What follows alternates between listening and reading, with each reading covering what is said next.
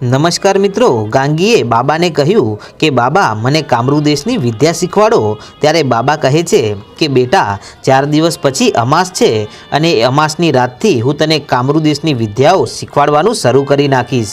અને મિત્રો આટલું સાંભળતાની સાથે તો આ ગાંગી ખૂબ જ ખુશ થઈ જાય છે અને મનમાં વિચારો કરે છે કે એકવાર ખાલી જો આ કામરૂ દેશની વિદ્યા ભણી લઉં ને તો પછી તો મારું કોઈ દિવસ કોઈ કાંઈ બગાડી નહીં શકશે અને આ માનવ જાત ઉપર મારે મહાન સામ્રાજ્ય બનાવી અને રાજ કરવાનું આસાન થઈ જશે।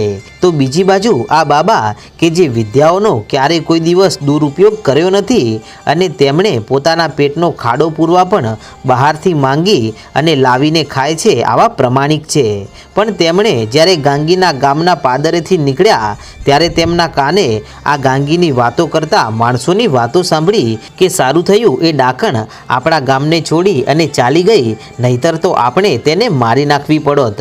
અને ત્યારે આ બાબાને દુઃખ થાય છે કે એક માસૂમ બાળકી ઉપર આવા અત્યાચાર આ સંસાર કરી રહ્યું છે, તો ભગવાન એમને સદબુદ્ધિ આપે અને તેઓ તે ગાંગીના ગામમાં ભિક્ષા માંગવા નથી જતા પણ બીજા ગામમાં ચાલ્યા જાય છે। અને આમ કરતાં કરતાં સાંજના સમયે જ્યારે તેઓ પાછા પોતાના ઝૂંપડા તરફ આવી રહ્યા હોય છે ત્યારે ફરી રસ્તામાં આ ગાંગીના ગામનું પાદર આવે છે અને ત્યારે તેઓ ત્યાંથી નીકળ્યા ને ત્યારે તેમને ગાંગીના કાકા મળે છે અને તેઓ બાબાને ઓળખી જાય છે એટલે કહે છે કે બાબા જય ભોલેનાથ।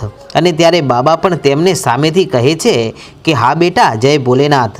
અને પછી આ ભાઈ કહે છે કે બાબા ગાંગીને ક્યાંય જોઈતી ખરા? ત્યારે બાબા કહે છે કે કેમ ભાઈ શું થયું? કે બાબા એ આ ગામ છોડીને ચાલી ગઈ છે અને આ ગામને છોડી જવા માટે મેં જ તેને સમજાવી હતી, કેમ કે બાબા મારી પત્ની મારા ઘરે તેને રાખવા નથી દેતી અને આ ગાંગી તેના ઘરે રહે તો આખું ગામ તેનું વેરી છે અને આ ગામના માણસો તેને જીવવા દે એમ નથી, તેથી મેં જ તેને સમજાવી હતી કે બેટા આ ગામ છોડી અને અહીંયાથી ચાલી જા।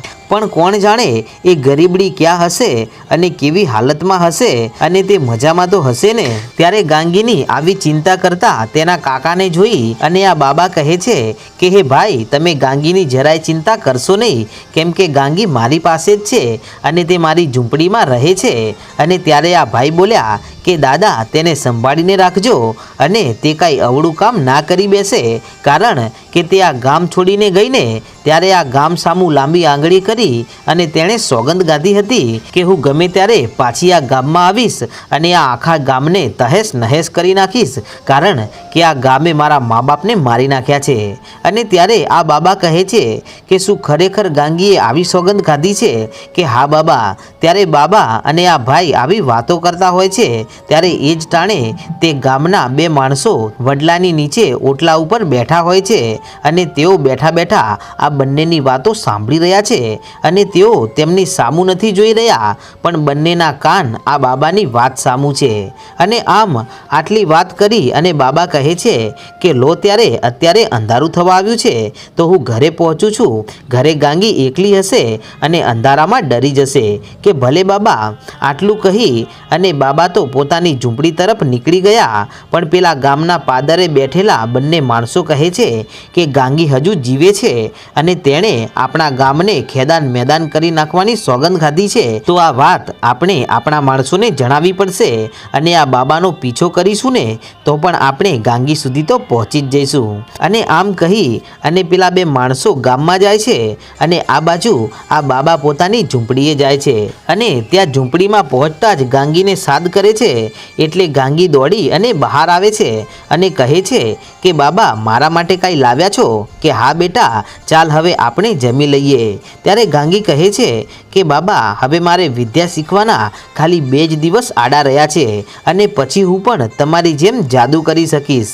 ત્યારે ગાંગીની આટલી વાત સાંભળતા તો આ બાબાને ગાંગીના કાકાની વાત યાદ આવી કે ગાંગીએ તેના ગામને પૂરું કરી નાખવાની સોગંદ ખાધી છે, એટલે બાબાને શંકા પડી કે આ ગાંગી બધી વિદ્યાઓ શીખવાનું એટલા માટે જ કહે છે કે તે તેના ગામને વળતો જવાબ આપી શકે અને જો આવું થશે ને તો ગાંગી આ ગામમાં મહા વિનાશનું સર્જન કરશે, માટે મારે આ વિષય ઉપર હજી વધારે વિચારવું પડશે। અને આમ કરતાં કરતાં રાત વીતી અને બીજા દિવસે વહેલી વહેલી સવારે આ ગાંગીને બાબા કહે છે કે બેટા ગાંગી, આપણી ઝૂંપડીની પાછળ થોડેક દૂર ફૂલવાડી છે, તો તેમાંથી થોડાક ફૂલ લઈ આવો, મારે મહાદેવની આરાધના કરવી છે. કે ભલે દાદા. ત્યારે ગાંગી તો એ ફૂલો વીણવા ચાલી નીકળી. ત્યારે તેના બાબાએ તેમની વિદ્યાઓથી એક માળીનું રૂપ લીધું અને સાવ ગરડા ચાલી પણ ના શકે એવું રૂપ લઈ અને ગાંગીના પહેલાં જ એ ફૂલવાડીમાં જઈ અને સૂઈ જાય છે. ત્યારે આ ગાંગી તો ફૂલવાડીએ પહોંચે છે અને ત્યાં અલગ અલગ જાતના સુગંધી ફૂલો જોઈ અને તેનું મન ખુશ થઈ જાય છે અને બાબા માટે ફૂલો તોડવા લાગે છે. પણ ત્યાં તો ગાંગીના કાને એક અવાજ સંભળાણો. ત્યારે તે ધ્યાનથી સાંભળે છે તો કોઈકનો ફૂલવાડીમાંથી અવાજ આવતો હતો અને કોઈક પાણી પાણી એમ રાડો પાડી રહ્યું હતું અને માંડ માંડ અવાજ નીકળતો હોય એવો તેમનો અવાજ હતો.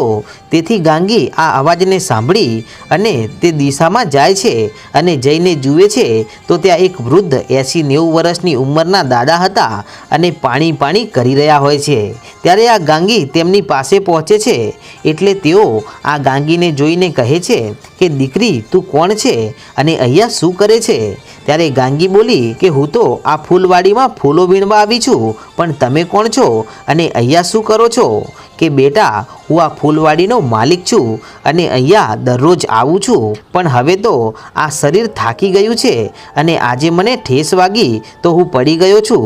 પણ બેટા, મને તરસ લાગી છે અને આટલામાં મને કોઈ પાણી લાવી શકે એમ નથી, તો હે બેટા, શું મને પાણી લઈ આપીશ? ત્યારે ગાંગી બોલી કે તમે મારા માટે અહીંયા પડ્યા છો તો હું તમને પાણી લઈ આપું? કે બેટા, મને પાણી નહીં મળે ને તો હું અહીંયા ને અહીંયા તરફડિયા મારીને મરી જઈશ અને હું 3-4 કલાકથી અહીંયા પડ્યો છું અને હેરાન થઈ રહ્યો છું. ત્યારે ગાંગી કહે છે કે તમે કાલે મરતા હોય ને તો આજે મરી જાઓ, બાકી હું તમને કાંઈ પાણી બાણી આપવાની નથી. કે બેટા, પુણ્યનું કામ છે અને ભગવાન તારું ભલું કરશે.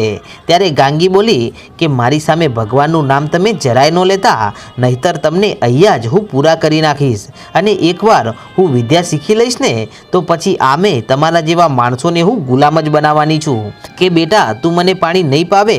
કે ના, હું પાણી નહીં પાવું. કે તો મારી વાડીમાંથી તું ફૂલો વીણે છે તો હું તને ક્યાં ના પાડું છું? એના વળતર રૂપી તું મને પાણી પાવી દે, અને પાણી સિવાય હું બીજું તો કાંઈ માગતો નથી ને.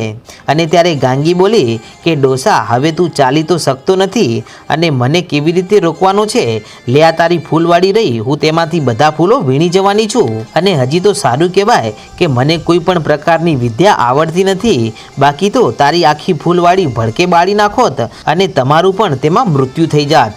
અને આટલું કહી અને ગાંગી તો ફૂલો વીણી અને પાછી ઝૂંપડીએ આવી અને આવીને કહે છે કે લો બાબા, હું ફૂલોને વીણીને આવી ગઈ. અને ત્યારે બાબા બહાર આવી અને આ ગાંગીની સામું જોઈ અને મનમાં ને મનમાં વિચાર કરે છે કે જેને ભોળી ગણી અને જેનો સહારો બન્યો છું, પણ આનામાં તો ખરેખર કોઈક શેતાન હોય એવા એના વિચારો છે.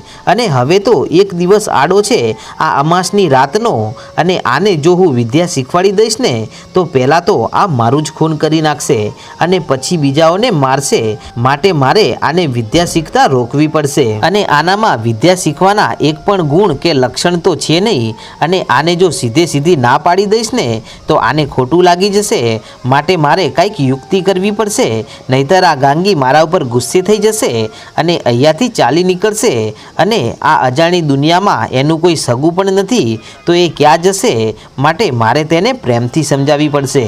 અને મિત્રો, આજે તો આ બાબાને ખબર પડી ગઈ છે કે આ ગાંગી જેવા ગામમાં રહી અને આવી છે ને એવા જ એ ગામના માણસોના જેવી નિર્દયી થઈ ગઈ છે અને આનામાં કોઈ પણ પ્રકારની દયા ભાવના નથી અને આને વિદ્યા શીખવાડતા મારે રોકવી પડશે. તો બીજી બાજુ ગાંગી તો અત્યારથી જ મોટા મોટા વિચારોમાં ડૂબેલી છે કે હું મારી વિદ્યાઓ શીખી અને ગમે તેવા માણસને પાયમાલ કરી નાખીશ અને હું બધા જ માણસો ઉપર રાજ કરીશ. અને મિત્રો, આમ કરતાં કરતાં આજે અમાસનો દિવસ ઉગ્યો છે, તેથી આ ગાંગી વહેલી સવારે બાબાની પાસે જઈ અને કહે છે કે બાબા, આજે તમને યાદ છે ને કે મારે આજે રાત્રે તમારી પાસેથી કામરૂ દેશની વિદ્યાઓ શીખવા શીખવાની છે। ત્યારે બાબા કહે છે કે બેટા, એવું જરૂરી નથી કે આ વિદ્યાઓ અમાસની રાત્રે જ શીખી શકાય, પણ અમાસની રાત્રે આ વિદ્યાઓ શીખતા પહેલાં એક કસોટી કરવામાં આવે છે, અને તું અમાસની રાત્રે એ લેવાતી પરીક્ષામાં જો તું પાસ થઈ જઈશ ને તો જ હું તને વિદ્યાઓ શીખવાડીશ, બાકી તું એ વિદ્યાઓ નહીં શીખી શકે અને તને સમજાશે પણ નહીં। અને ત્યારે ગાંગી કહે છે કે બાબા, મને મંજૂર છે, હું ગમે તે ભોગે પણ એ પરીક્ષામાં ખરી ઉતરવાની છું, કેમ કે મારે પણ તમારી જેમ વિદ્યાઓ શીખવી છે। કે બેટા, તું માની લો કે કદાચ હું તને વિદ્યાઓ શીખવાડી દઈશ તો પછી તું શું કરશે? કે બાબા, હું આ વિદ્યાઓ શીખી અને દીન દુખિયા અને ગરીબોની મદદ કરીશ। અને ત્યારે બાબા વિચારમાં પડી ગયા કે બેટા, આજે જ સવારે તારી પરીક્ષા મેં કરી, એમાં તું નાપાસ થઈ છો, અને એક લોટો પાણી પણ તારાથી કોઈ ગરીબને અપાય એવું નથી, તો તું કેવી રીતે લોકોની મદદ કરશે? પણ તું ચિંતા ના કર, આજે રાત્રે અમાસની રાત છે અને રાત્રે દૂધનું દૂધ અને પાણીનું પાણી થઈ જશે। અને આમ કરતાં કરતાં મિત્રો આજે સાંજ પડી ગઈ છે। ત્યારે ગાંગી હરખમાં આવી ગઈ છે કે બાબા, આજે તો કાળી અંધારી અમાસની રાત છે, તો ચાલો હવે વિદ્યા શીખવા માટે જઈએ। ત્યારે બાબાએ એક થેલામાં પોતાના તાંત્રિક વિદ્યાઓનો સામાન લીધો છે અને ગાંગીને લઈ અને રાતના નીકળી પડ્યા છે, અને બંને ચાલતા ચાલતા એક સ્મશાનમાં જાય છે, અને એ સ્મશાનની વચ્ચોવચ્ચ જઈ અને એક ગોળ રાઉન્ડ કરી અને બંને તેમાં બેસી જાય છે, અને એ ગોળ રાઉન્ડમાં પોતાની વિદ્યાઓના જાપ જપવાનું શરૂ કર્યું, અને શરૂ કરતાની સાથે જ આજુબાજુમાં ભૂખી ભૂતાવળો આવી અને રડવા લાગી અને કહે છે કે લાવો મારું ભોજન લાવો, લાવો મારું ભોજન લાવો। અને ત્યારે બાબા બોલ્યા કે હે ગાંગી, લે આ છુરી અને તારા એક એક અંગને કાપી અને આમને જમાડવાનું શરૂ કરી નાખ। અને ત્યારે બાબાનું આટલું કહેતાની સાથે જ ગાંગીના ડોળા ફાટી ગયા અને મનમાં વિચાર કરે છે કે આ બાબા તો પોતાની તાંત્રિક વિદ્યાઓ શીખવા માટે મારી બલિ ચડાવવા માટે મને અહીં લાવ્યા છે, અને ગાંગીના આવા વિચારો શરૂ થઈ ગયા। તો મિત્રો, હવે જોઈએ આગળના ભાગમાં કે ગાંગી કેવી રીતે વિદ્યાઓ શીખે છે, અને આજે તે અડધી રાત્રે સ્મશાનમાં શું કરે છે, અને શું આ બાબા તેને વિદ્યાઓ શીખવાડશે કે પછી ગાંગીને વિદ્યાઓ શીખવા માટે કોઈ બીજા ગુરુ પકડવા પડશે?